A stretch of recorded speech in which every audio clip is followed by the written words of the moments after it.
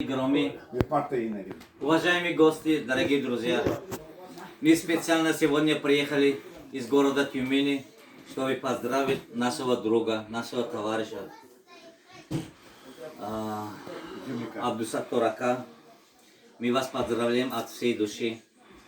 Желаем вам счастья, крепкого здоровья, благополучия, долголетия.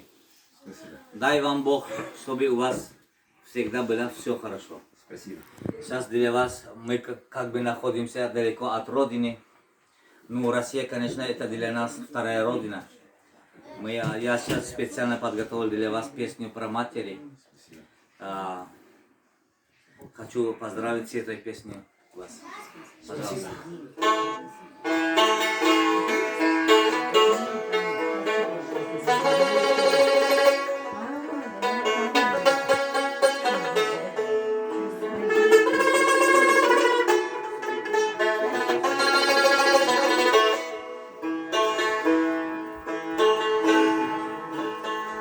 به یادم میرسد گپ‌های مادر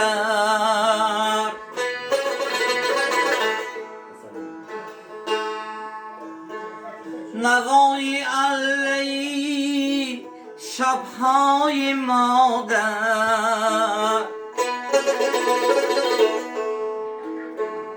الها چشم ما در اشک نبینه الها چشم ما در عشق نبینه بیماند خنده در لبهای مادر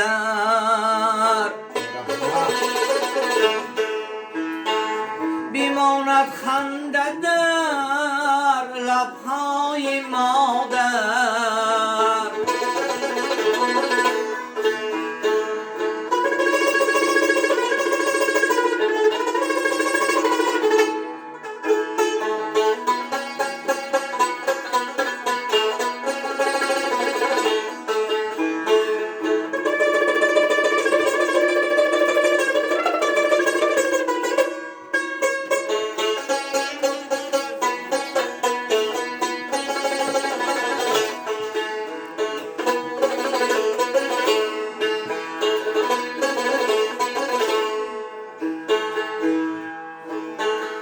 همیشه گوش اندازی برادر به هر یک تا نصیحت‌های مادر سر بالای من در زندگانی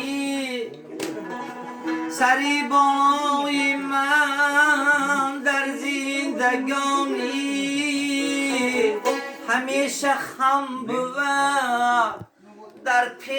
در پای مادر سری بالای من در زندگانی همیشه خم بود در پای مادر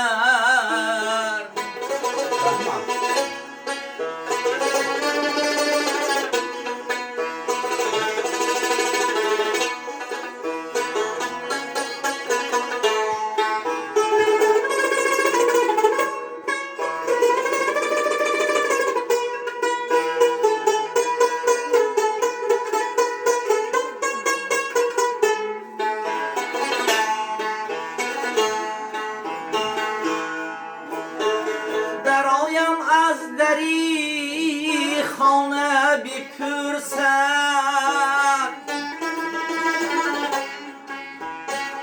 چرا دیر آمدی ای جان مادر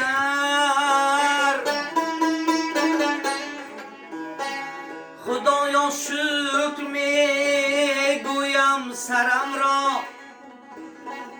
خدایا شکر میگویم سرم را نوازش میکند دستای مادر نوازش میکند دستای مادر و یادم میرسد گپهای مادر نوای علی شبهای مادر الها چشمی مادرش نبیند